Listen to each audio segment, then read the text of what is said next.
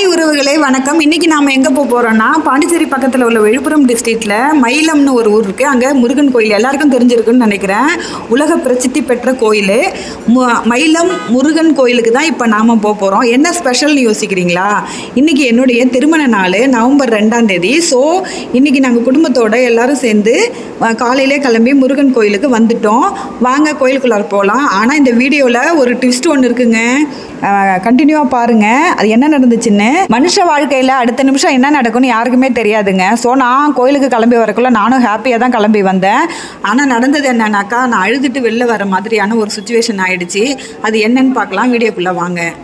நாங்கள் எப்போவுமே பார்த்தீங்கன்னாக்கா, பிறந்த நாளாக இருக்கட்டும், திருமண நாளாக இருக்கட்டும், ஏதாவது ஒரு விசேஷமாக இருக்கட்டும், எங்களுக்கு சந்தோஷத்தை கொடுக்கறது எது அப்படின்னு பார்த்தீங்கன்னாக்கா, ஒரு 10 பேராவது வயிறு குளிர்ற மாதிரி நம்ம வாங்கி கொடுத்து சாப்பிடணும் அப்படிங்கிறது மட்டும்தான் எங்கள் எண்ணமாக இருக்கும்.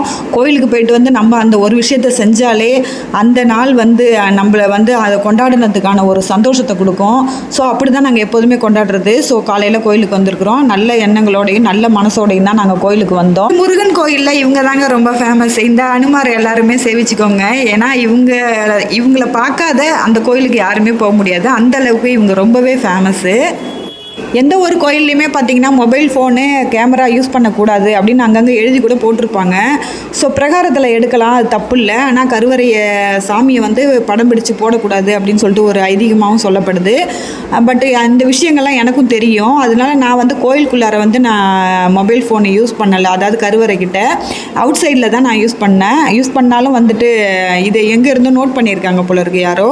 ஸோ எனக்கு அது தெரியாது. ஆனால் பிரகாரத்தில் எடுத்தால் தப்பு இல்லை அப்படின்றத கான்செப்டில் தான் நான் ஃபேமிலியோடு வந்த வீடியோ ஒன்று எடுக்கலாமே அப்படின்னு சொல்லிட்டு நான் எடுத்தேன். அதுக்கப்புறம் பார்த்தீங்கன்னாக்கா, எனக்கு அங்கே சாமி மேலே மாலையை போட்டு எனக்கு பூஜை பண்ணி ஐயர் கொடுத்தாரு. மாலை 2 பேருக்கும் ஆசீர்வாதத்தை பண்ணி கொடுத்தாங்க. ஸோ அந்த மாலையை நாங்கள் 2 பேரும் கழுத்தில் போட்டுட்ருக்குற இதை ஒரே ஒரு ஸ்னாப்பு ஃபோட்டோ எடுத்தேன் கோயிலில். ஆனால் உள்ளுக்குள்ளார எடுக்கல, அந்த பிரகாரத்தில் வெளியில் தான் ஃபோட்டோ எடுத்தேன். ஆனால் இதை எங்கேருந்தும் வந்த ஒருத்தர் டக்குன்னு என் மொபைலை பிடுங்கி அந்த கேமராவில் உள்ள அந்த ஃபோட்டோஸை கரெக்டாக எல்லா ஃபோட்டோஸுமே எல்லாத்தையுமே டெலீட் பண்ணிவிட்டு அந்த ஒரு ஃபோட்டோ மெயினாக அந்த மாலை போட்டுட்டு இருந்தோம் பார்த்தீங்களா, நானும் என்னோடய ஹஸ்பண்டும். அந்த ஃபோட்டோவை பிடுங்கி டெலீட் பண்ணோன்னே எனக்கு ரொம்பவே அழுக வந்துடுச்சு. வெட்டிங் டேவும் அதுமா நான் அழுவுறதை பார்த்தோன்னே என் ஹஸ்பண்ட் அவங்கள்ட்ட ரொம்பவே சண்டை போட்டு அன்றைக்கி பயங்கர பிரச்சனை ஆகிடுச்சு. ஸோ அதுக்கப்புறம் நாங்கள் வெளியில் ஃபேமிலியோடு உட்காந்து அதை சாப்பிட்டு அந்த சுச்சுவேஷன், அதாவது அந்த ரொம்ப வருத்தப்படக்கூடிய அந்த சுச்சுவேஷனை மாற்றி நாங்கள் ஹாப்பி மூடுக்கு வந்த பிறகு தான் நாங்கள் கோயிலை விட்டு வெளில வந்தோம். ஆனால் இன்னொரு நல்ல விஷயம் எனக்கு அந்த நேரம் அது எனக்கு தெரியல. மொபைல் ஃபோனில் எல்லாத்தையும் டெலீட் பண்ணாங்களே தவிர, அது எல்லாமே இப்போ வர்ற மொபைல் ஃபோன்லலாம் பார்த்தீங்கன்னா டெலீட் பண்ணாலும் அங்கே ஒரு ஸ்டோரேஜில் போய் இருக்கும். ஸோ அதில் போய்ட்டு நான் எல்லாத்தையுமே எடுத்துட்டேன். அதுக்கப்புறம் தான் எனக்கு ரொம்பவே சந்தோஷமாக இருந்துச்சு.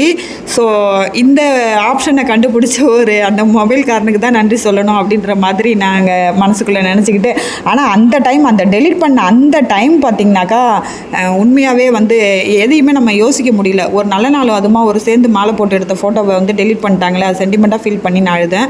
ஸோ இதுதான் அன்றைக்கி நம்ம எதிர்பார்க்காத ஒரு வருத்தப்படக்கூடிய விஷயம் நடந்தது. அதுக்கப்புறம் எல்லாருமே ஹாப்பியாக ஒன்றா சாப்பிடவும் எல்லாமே சமாதானம் ஆகிடுச்சு மைண்ட்லாம்.